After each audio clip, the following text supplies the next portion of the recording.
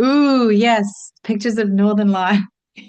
We absolutely love it. So, yes, Lizzie's our representative for Northwest Territories Tourism. Lizzie, let you take us through these spectacular slides. Thank you. Absolutely. Thank you, everybody, for joining us here for a spotlight on Yellowknife, which is renowned to be the Aurora capital of Canada.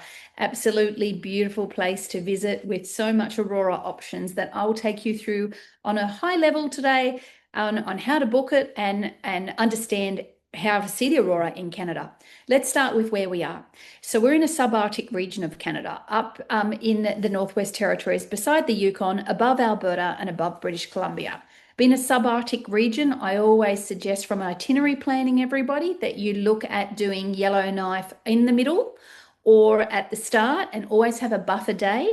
If it is, yeah, because when you're flying out of an Arctic region, be it Northwest Territories, Manitoba, or Yukon, give yourself a buffer day because airlines and weather in subarctic regions can get delays. So big takeaway there. But from Vancouver, you've got a 2 hour direct flight on Air Canada. From Calgary, you've got a 2 hour direct flight on WestJet, and Air North also flies via Vancouver. If you can be plan enough, I would say book your Yellowknife flight in conjunction with your international ticket. It's so much more affordable. And secondly, too, if there are delays, we know that Air Canada can put you on the flight the next day with no penalties because it's a situation where they've been caught and they'll just put you on the next flight the next day. So that's a little takeaway with getting there. So we have two aurora seasons. We've got a winter season and we've got a summer season. People will ask me which is better. It's not a matter of which is better because the aurora is always there. It depends on the cloud cover. And one thing that the Northwest Territories and Yellowknife has going for it is there's no mountains. So you can have full wind in the day and it can blow away and you can have full aurora at night. And that's been my experience. Now, what I will say is it lasts longer in winter because it's darker. So the sun goes down as early as 5 and the aurora could be out by 11 and the sun doesn't come up till late 8. So the aurora might go to 3 or 4 in the morning, whereas in summer, the sun might not go down to 11. And so the aurora will come out maybe at 1 o'clock in the morning and then it's light by about 5 or sometimes 4:30. So your aurora window's shorter. So you still see it, but your window's shorter in summer. The benefit of summer though too is like all those for an upsell, you think of all your cruise clients going to Alaska, Rocky Mountaineer clients, VRL clients, they can all easily add on an Aurora experience, which they wouldn't have thought of doing. So it's a great add-on. Let's look at the town of Yellowknife now. You can see that it's not a small little subarctic town that you think would, not have a lot of facilities. It's a huge town. It's really big. It's not a village. It is a town, and it's a thriving year-round town. And they're surrounded by Great Slave Lake, which is very a resource for the town from a fishing perspective, but also diamond mines. So in winter, it freezes over. This is where Ice Road Truckers is filmed, and they drive out to the diamond mines. It's a great experience as well. So the ways to see the aurora in Yellowknife is not complicated, but confusing just because our aurora viewing stations look like you can sleep there and you can't in Yellowknife. In Yellowknife, you must stay at a hotel and one of our aurora viewing stations will come and pick you up and take you out to see the aurora. If you wanted to sleep under the aurora, you've got to go to a fly-in, fly-out lodge.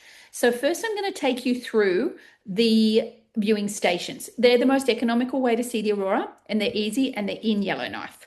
So one of the main ones that is covered by all of our trade partners in Australia is Aurora Village. And it's easy to get confused that people think you can sleep there because it's lots of teepees throughout this acreage. But the teepees are merely a shelter with a fire in them and seating to keep warm. And Aurora Village also offer a winter clothing rental in winter and they have dog sledding and ice fishing as well. They'll pick you up from your downtown hotel in quite a large coach around 9 o'clock at night, bring you back at 1 o'clock in the morning, all from your hotel. So when you see these visuals of Canada and you see the teepee or a dome, like the next picture here, just remembering in the towns of Yellowknife that you're not sleeping there. They are an experience to go out and see the aurora from Yellowknife. This one here, north of 60, is a new product that's come on. A lot of the operators will all have access to rates for this one this year because John View, our receptive operator, has loaded them. So they are a smaller group tours. So unlike Aurora Village, which was a massive land and hundreds of teepees, which still would be a private because you get your own, This is for smaller groups, like intimate, more experience. You go into the dome, it's got a deck off it, and you view the Aurora this way. It's Indigenous owned and operated. They also offer dog sledding as well. They offer Indigenous stories, axe throwing, but a lovely way to see the Aurora. Again, picking you up from your hotel downtown. A term you might also hear is aurora hunting. Now, aurora hunting, um, I don't love the word hunting. I think it thinks like, we're out hunting for something, animals or something, which is not really what we ever want to promote. But what it is actually is they're exploring and looking for the aurora. It's more of a photography type experience, I would say, than versus what staying in a aurora viewing station, because they actually drive you around to advantage points for images. But if you did have someone say they wanted to go out exploring or more photography, you'd go with an aurora hunting provider, when that would be North Star Adventures. Now, I say no trip to Yellowknife should start without a city tour, because it has so much history, be it summer or winter. And Bucket List Tour has the best city tour that you can that's offered throughout any other partner. It's 3 hours.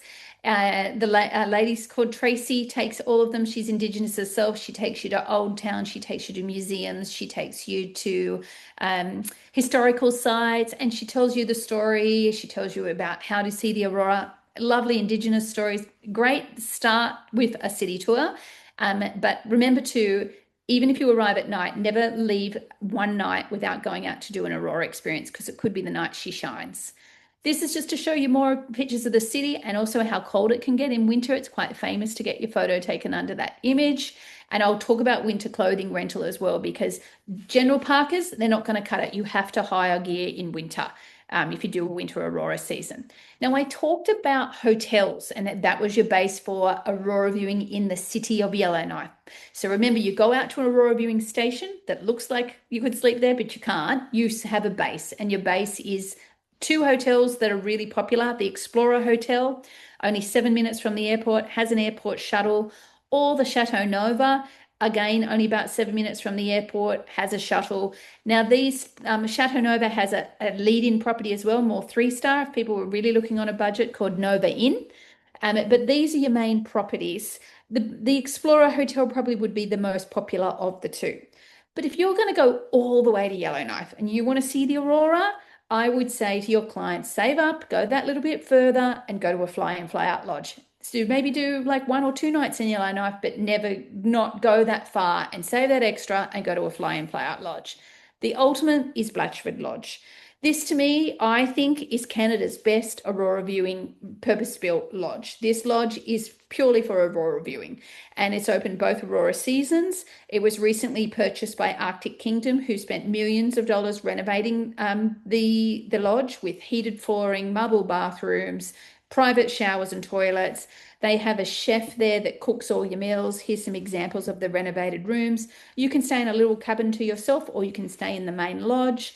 They have activities right throughout the day and guides, 3 meals a day. Janice from Air Canada was recently there, so I know she'll add to the wonderful stories. So that's my favorite, my premium. Some people ask me what else is there from a fly-in, fly-out lodge perspective. So I've thrown another one in here, which is Lac La Mar. It's summer only, unlike Blatchford, which was winter and summer. This is summer only. It's actually a fishing lodge. So unlike Blatchford, which is purpose-built aurora, this is a fishing lodge. But they have a season where they'll open just for aurora. And what I really like about this one, and why I've pulled this one out, is during their aurora season, they take all their boats out wildlife viewing. So that's a lovely, wonderful day experience that you can do at this lodge. They will put the guests on the fishing boats, and they go along the shores finding wildlife. So it's wildlife viewing in aurora. I think it's a great match at Lac La Mar. Now, activities. There's so much activities to do and see, but remember, don't pack your clients with too many activities in the day, because they have to have some time to sleep, because when you're going to see the aurora, you're up most of the night. So I always say 1 or 2, if that, or give them the day just to chill, and it's a walkable city, walk around.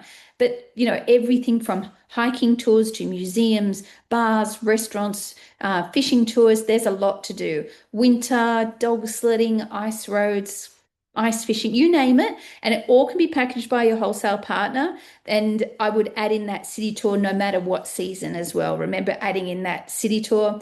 And lastly, remember I mentioned in winter, particularly, and sometimes even in the summer months too, you must get winter clothing rental, boots, jacket, pants. You must, and they come with gloves. It's too cold. Straight up, this parka wouldn't keep you warm enough.